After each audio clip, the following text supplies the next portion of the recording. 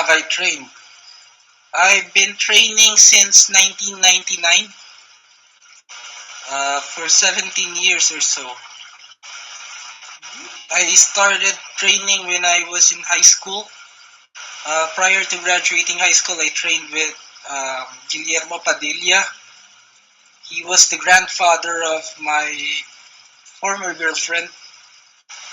He was a World War II veteran. He was the one responsible for me researching on Filipino martial arts because he beat the crap out of me, teaching me stick fighting. Because back then I was an Aikido practitioner. Okay. And at that time, I was always bringing a boken. He just sparred with me and then, yeah, started teaching me Filipino martial arts. What pushed you to start working with the knife? Well, it's because it is the most dominant weapon here in Manila. You see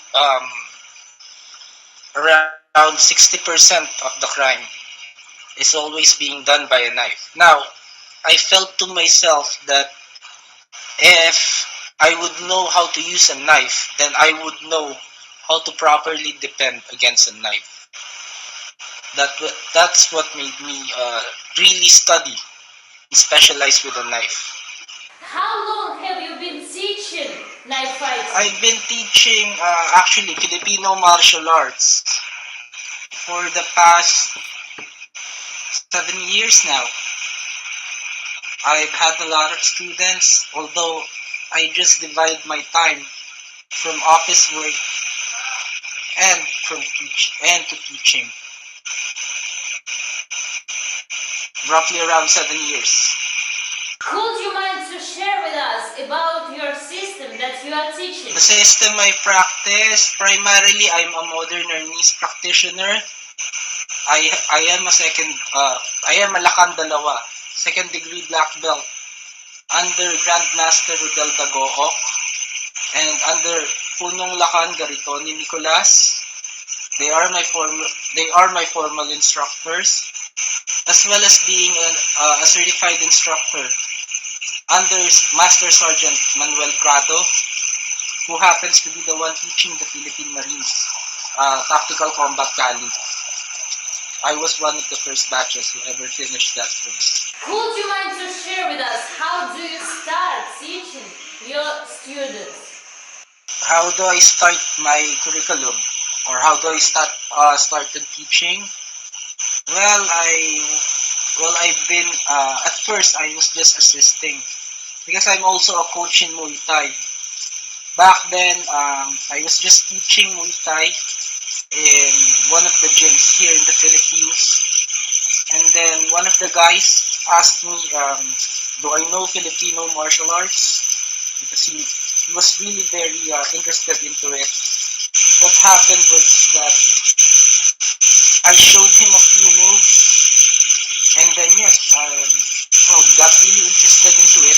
I started teaching him regularly, and right now he is actually teaching as well.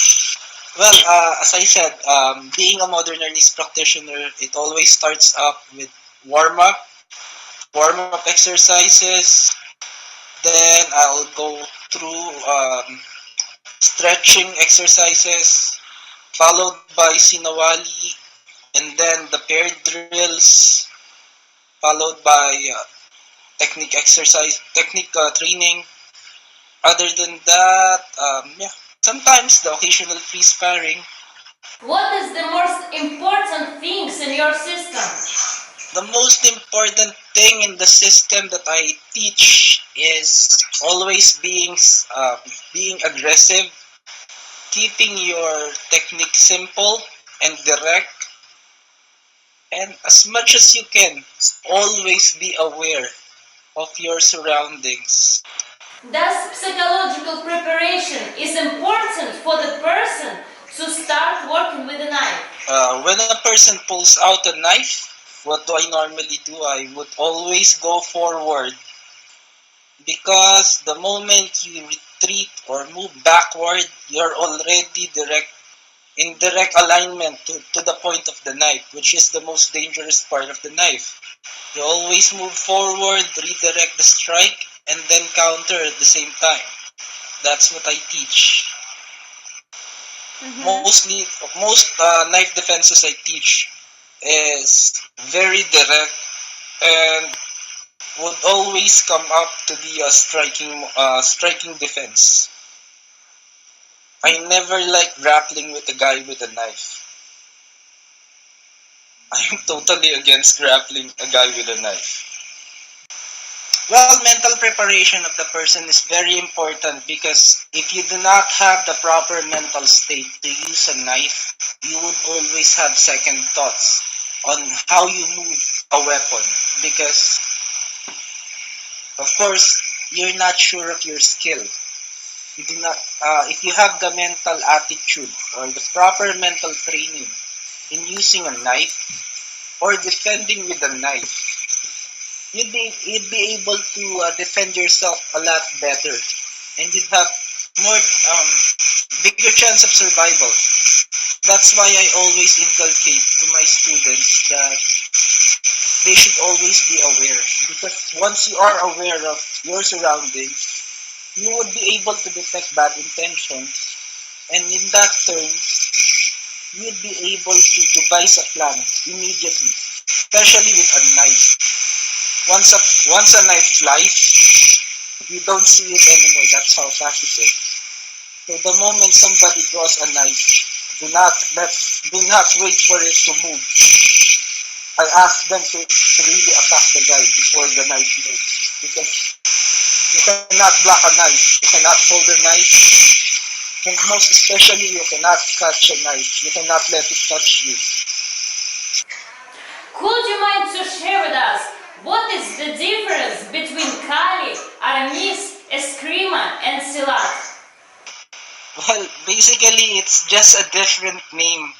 It's just a different um, it's just a difference in the dialect because as far as I know, those only refers to the same. Most of the southern guys, Muslim people, they call it Kali. In the Visayan region, they call it Eskrima. Here in Manila, they call it Arnis. So those names are pertaining to the same art itself. It's collectively known as the Filipino martial arts. Okay. It's just a name. The only difference is the name, but you're just referring to the same art. How do you think what pushed the person to start learning knife fighting? Normally, people who study Arnis, they seek for cultural appreciation. That's one. Secondly, of course, self-defense, because we both know that Arnis, Eskrima, and Kali, they are very good for self-defense. And then the other one is sport. Because right now here in the Philippines, we propagate Arnis, Kali, and Eskrima as a sport. We have tournaments here. So yeah, those are the three major aspects that pushes people to learn Arnis. Sport, self-defense, and cultural appreciation. How do you think why today we have so many teachers of knife fighting? Well, because right now we're living in, well, sad to say, we're actually living in a commercialized world now. Wherein sometimes it's more important to have a certificate than to have the actual skills for that certificate.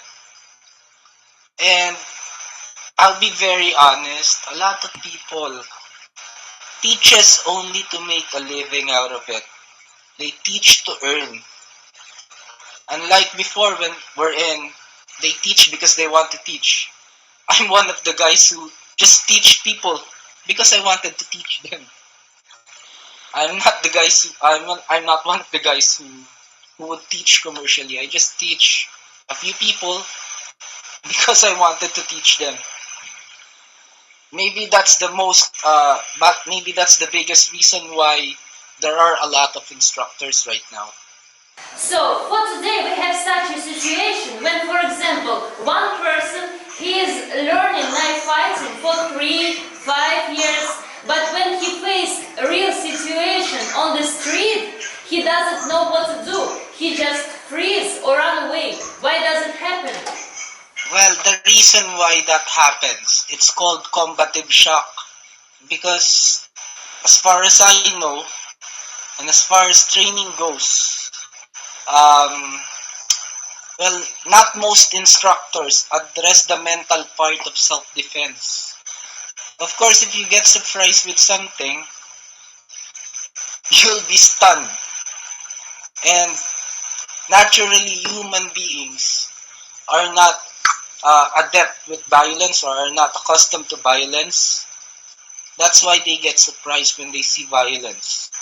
So what normally happens to students who haven't even been trained properly is that they get shocked and they get this what you call combative shock, wherein they wouldn't know what to do. They get disoriented. They forget their training. They forget the drills. They forget the movements that they were practicing in the gym. That's what really happens there, and they get hurt. That's why I always stress awareness, repetition of basics, and simplicity. Those are the key parts of teaching efficient self-defense, as I think of it. How do you think does a knife have some future in 21st century?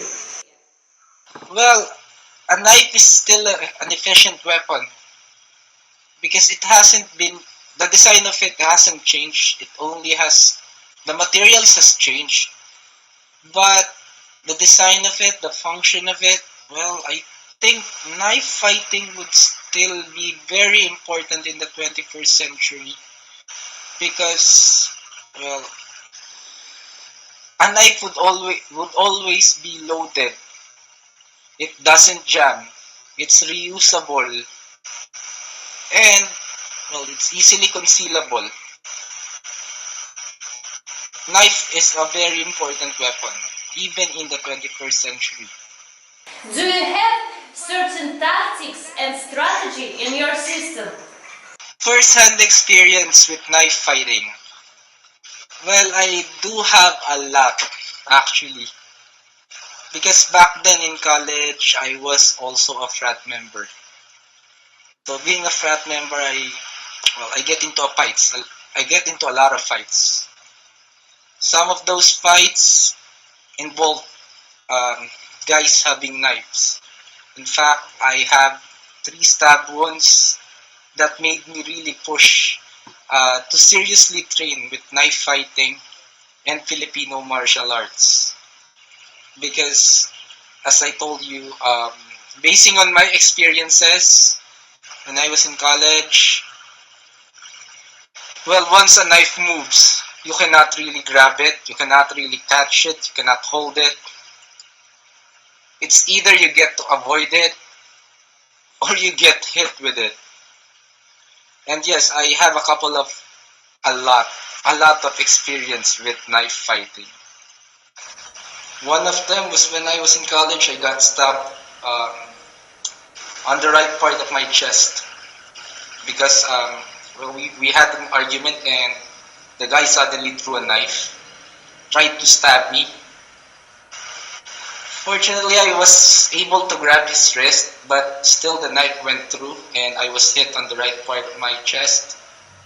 We fell down and yeah, I wasn't even able to disarm the guy. I just basically put him on a hold. I just held his elbow and then just kept punching him until he releases the knife, and then just pushed him. I went up and then just went away, tried to escape. Yeah. Does my system has tactics and strategy? Well, the main thing that I teach, I wouldn't really call it a system. It's just an expression of my thought and how I train my people, my guys. is to always directly strike the hand. Because once you strike the hand, you're already disarming the person and at the same time defending against its attack. You always have to be very aggressive and destroy the hand that holds the weapon. That's the main tactic that I always teach. What you can recommend to the people that just decided working with a knife? Well, to people, most especially to people who hasn't really trained how to deal with a knife, is to avoid any altercation that involves a knife. That's the first and foremost recommendation that I have. And then, if it cannot be avoided, always pick up an equalizer. Because no matter how good you are in empty hand fighting, or no matter how strong you are, when a knife penetrates your body, you're gonna go down. So always try to avoid a knife altercation. If you cannot avoid it, have an equalizer. If there is no equalizer available, then be aggressive and make sure that whenever you decide to fight with a guy with a knife, you're totally decided, you're committed to doing everything you can to survive the situation. Do you have some certain criteria according to which you can understand who is the real master and who is not? You differentiate them with the way they move, the way they move their sticks, the way their movements are, because if you really know something about FMA, you'll be able to spot a fake one from an original one.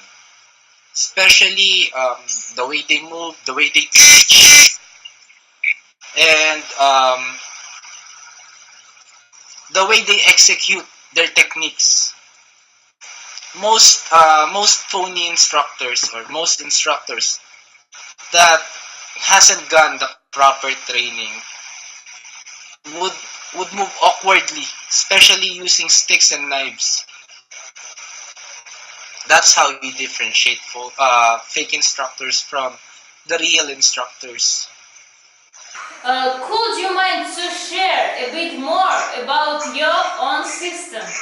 Well, the system that I teach is basically a combination of my researches. My research for the past 28 years involved in the martial arts. It's more of a striking method. It has a few... Well, I do know how to grapple. I used to be a wrestler. It has a little grappling. But as much as possible, the system that I teach would always teach you to just fight stand up, because it's oriented for street fighting. It's the weapon component of my system, of the system that I teach, is a combination of modern Arnis and tactical combat Kali.